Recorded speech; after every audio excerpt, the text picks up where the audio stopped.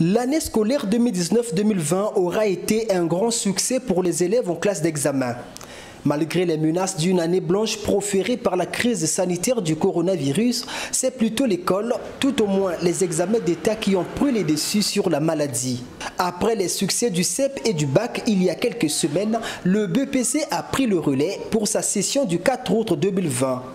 Et pour ce lancement officiel, c'est ici au CEG de la Fraternité qu'Anatole Colinet Makosso est descendu pour démarrer les épreuves. Je voudrais d'abord vous féliciter d'avoir tenu bon, parce que ce n'était pas facile, après tout ce que nous avons connu entre-temps, et accepter d'être revenu à l'école le 2 juin, y avoir passé 2 mois pleins, à suivre des enseignements en pleine saison sèche. Je peux comprendre comment ça a été dur, mais c'est cela. C'est quand c'est dur que les durs avancent. Et vous avez avancé jusqu'à être arrivé ce jour. Vous voici en train de passer votre réveil. On voudra vous rassurer que les sujets seront abordables. Il n'y a pas à paniquer. Concentrez-vous. Passez calmement votre examen. Conseil aux candidats dotés tous des masques faciaux pour se protéger contre l'ennemi invisible. Le ministre de l'enseignement primaire et secondaire a donc tenu à rassurer ses finalistes du premier degré sur le soutien de la République à leur égard.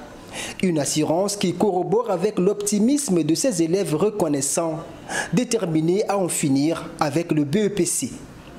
J'ai suivi les cours à la maison.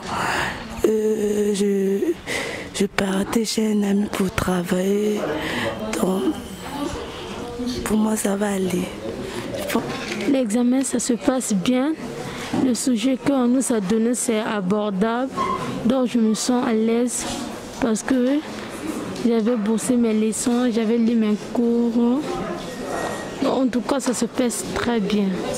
Mais en attendant le verdict de cet examen, place d'abord au travail.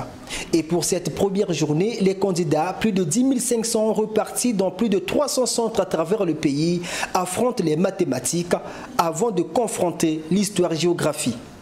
Un début du brevet qui donne du baume au cœur du ministre, satisfait comme jamais de l'atterrissage en vue d'une année scolaire qui restera gravée dans l'histoire éducative mondiale. Sur toute l'étendue du territoire national, à Kotovindu, à Yabambeti, à Beranzoko, à Ngala, je peux vous dire que les retours que nous avons reçus font état d'une organisation sereine, optimale des examens. Les épreuves ont bien démarré. Tous les chefs de centre sont à l'ouvrage. Les élèves, on n'a pas entendu la moindre agitation au motif qu'on aurait oublié des élèves à l'inscription, qu'on aurait manqué ceci. À l'heure où je vous parle, les premiers rapports que je viens de recevoir font état d'une organisation relativement parfaite et qui ne laisse planer aucune ombre de difficultés. La réjouissance du ministre est partagée par l'Association des parents d'élèves et étudiants du Congo. La PEC reste cependant insatiable pour l'ensemble du système éducatif congolais, car son inquiétude, c'est bien sûr l'autre niveau de l'enseignement. Mais je dirais que mon sentiment de satisfaction est à demi-teinte, parce qu'il reste un pan important, c'est le sous-secteur de l'enseignement supérieur.